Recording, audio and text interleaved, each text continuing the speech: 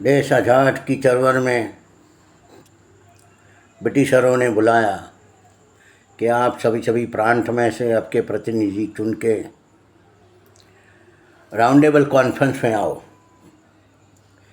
बाबा साहब सोच रहे थे मैं भी ये राउंड टेबल कॉन्फ्रेंस में जाऊँ।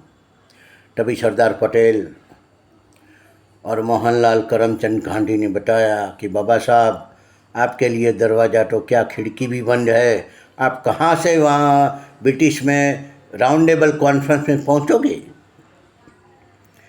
तब जोगिंदर सिंह ने पश्चिम बंगाल में से उनको एक आदमी अनुयायी का टिकट काट के बाबा साहब को वहाँ से जिता के वहाँ राउंड टेबल कॉन्फ्रेंस में भेजा और वहाँ राउंड टेबल कॉन्फ्रेंस में चर्चा शुरू हुई। तब ब्रिटिशरों ने बताया कि एक देश कैसे चलेगा। बाबा साहब ने बताया कि एक लोकशाही है, उनका देश है, उनके लोगों से चलेगा, उनके जरिए चलेगा, ये आप वो सट्टा छोड़ दीजिए। तब दूसरे ही दिन ब्रिटिश इकोनॉमिक टाइम्स में आया intelligent gentleman of doctor B.R. Ambedkar. जब दूसरे दिन कॉन्फ्रेंस चली, बोला कौन वोट देगा। मोहनलाल करमचंद गांधी ने बताया कि जो लोग खुद का मकान है वो टैक्स बिल भरता है, जो लोग खुद की आयु को बताता है कि मेरी आय इतनी है, आय टैक्स में टैक्स भरता है, मतलब कि इनकम टैक्स भरता है, मकान टैक्स भरता है और 10वीं पास कक्षा की है, वो लोग मतदान के अधिकारी हैं। बाबा साहब ने आर्ग्यूमेंट करके बताया अनटचेबल लोग हैं, समाज से बिछड़ा हुआ है, उनको बाहर किया हुआ है, उनके पास न मकान है न वो दुकान है कि आज टैक्स भर सके, तो कैसा किया जाए। तो बाबा साहब ने बताया कि 18 साल के आयु के सभी युवा युवती वो मतदान कर सकेगा। 18 साल के आयु के ऊपर के लोगों को मतदान का अधिकार बाबा साहब ने दिलाया। उसमें एक बात ये भी आई कि अनटचेबल लोगों को दोहरी मताधिकारी देनी चाहिए। वो दोहरी मताधिकारी का वो मैकडोनल्ड ने उसको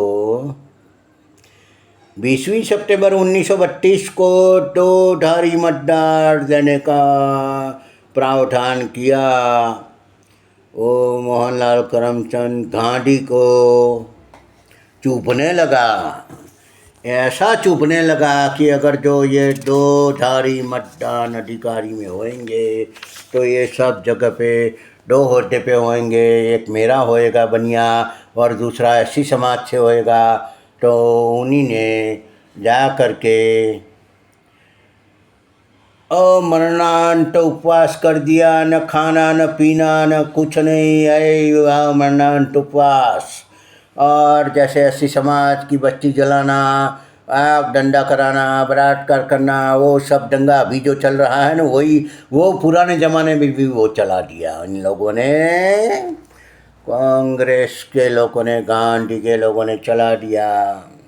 बाबा साहब ने सोचा कि अगर मेरी समाज ही नहीं रहेगा तो ये मैं क्या कर सकूँगा, दोधारी का मतधारी का अधिकार। तब जा कर के गांधी जी जो 20 सितंबर 1932 में उपवास पे थे, न पानी न खाना न सब त्याग करके बैठे थे, उनको 24 सितंबर 1932 में पूना में जा कर के एग्रीमेंट कराया। एग्रीमेंट में एक तरफ से कांग्रेस की तरफ से मदन मोहन मालवीय की सही है और दूसरी ओर बाबा साहब की अम्बेडकर की सही है। बाबा साहब आपको मैं समझता हूँ, मानता हूँ और ये समाज रूढ़ी व्यवस्था को भी जानता मानता हूँ। आपको हम इसमें से थोड़ी सीटें दे देंगे, ये थोड़ी सीटें दे दी। बाबा साहब ने मतदार का अधिकार 18 साल के ऊपर के लोगों को दिया। वो 18 साल के लोगों के ऊपर वाले लोगों को, एससी समाज के लोगों को मालूम नहीं है, पर कांग्रेस के लोगों को मालूम है कि अगर बाबा साहब ने ऐसा प्रावधान नहीं किया होता तो एससी समाज का डोहरी मठाधिकारी में वो लोग काबिल लोग देश का कारोबार संभालने नहीं देते और वो मनुस्मृति को वापस लाने नहीं देते। ये मनुस्मृति का दूसरा कारण है। और उस समय वही समाज के लोगों को अपनी पार्टी में चमचा बना के बैठे हैं।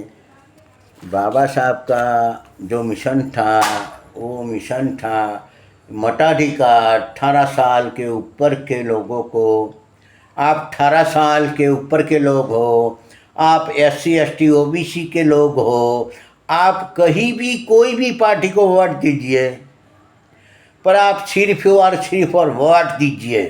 आप वोट नहीं दोगे तो आपका जो वोट देने का प्रावधान के लिए बाबा साहब ने जो राउंड टेबल कॉन्फ्रेंस में जा कर के 18 साल के बंदा वोट देगा, वो वोट देने के बाबा साहब को रिटर्न पेबैक सोसाइटी तो कीजिए।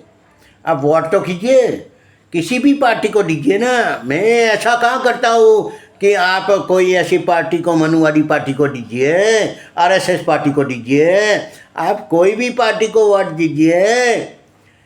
मैं ऐसा कहाँ करता हूँ कि कांग्रेस पार्टी ने बाबा साहब को रुलाया था और वो पुनः करार कराया था, वो पार्टी को दीजिए। मैं कोई पार्टी को ऐसा नहीं दे रहा हूँ आपको सुझाव कि वो पार्टी को वोट दीजिए। आप सिर्फ और सिर्फ वोट दान मठप के जा कर के वोटिंग करिए, बस सिर्फ और सिर्फ वोटिंग करिए।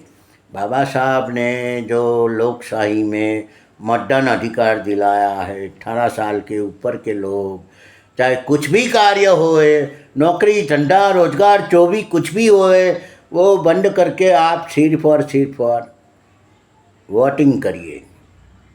जय भीम, जय संविधान, जय वोटिंग।